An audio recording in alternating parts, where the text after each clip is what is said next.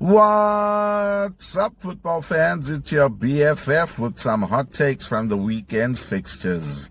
We're going to start off with my biased team first, and that's Liverpool FC. Probably a bit lucky to get away with the draw. Look, too many people are expecting too much of Andoni Iraola in his first proper match in charge. I think there's a process. I think it's going to take time. So we'll have to give him that time. Rome wasn't built in a day, you know. While there were some positive signs, there were also lots of negatives. We still are in preseason mode. We've got a lot of work to do before we can get back to full fitness, full sharpness, and be able to start playing the way that Iraola likes to play. I think we also need a few more signings. Some of our players are looking very weak, and some of our players just don't seem fit enough for the new season. Next up, we'll take a look at Arsenal. Very convincing. In fact, of all the big teams, they were probably the only ones that were convincing in their 3-0 victory over Coventry. Not much to say about Mikel Arteta's side. They're doing exactly what they've been expected to do at the start of the new season. Unfortunately, the same cannot be said for their North London neighbours. Spurs were expected to get off to a flyer with all their new signings, but clearly they need more time to gel. Not the worst result of the weekend if you ask me, but 3-0 to Brentford is bad in anyone's books.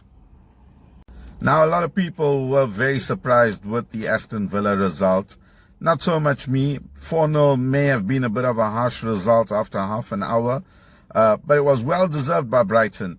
And to be quite honest, Aston Villa have not strengthened at all. They need to spend more money in the transfer market. They need to bring in more reinforcements because they've lost key players and they're not going to mount a challenge, especially playing in the Champions League this season.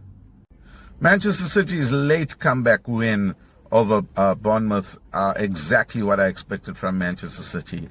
Uncertain under Enzo Maresca, not playing convincingly at all, not looking like they're even going to be title contenders, let alone champions. So a lot of work still to be done. I'm not convinced Enzo Maresca is the type of manager that should be leading a club like Man City. But hey, that's just my opinion. And that brings me to one of our two segments on the show, our biggest losers of the week.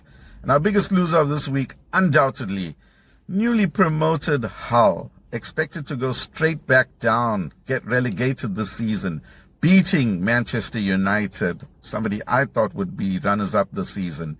2-0. I gotta say, they look nowhere near ready, Man United.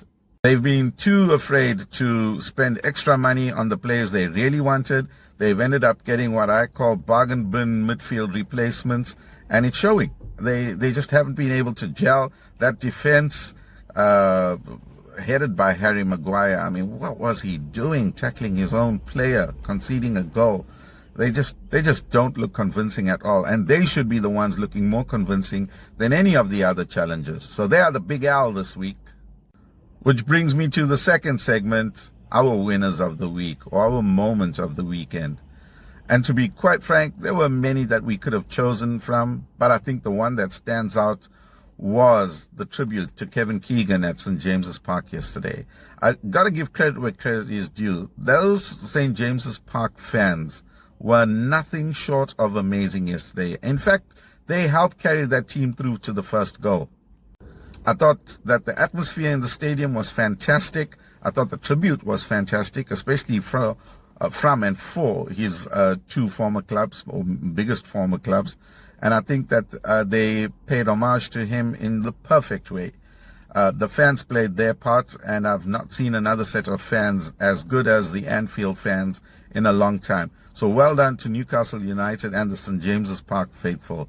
Job well done. There's one more game on tonight, and that's the Chelsea match. And depending on that result, I'll probably do another video tomorrow.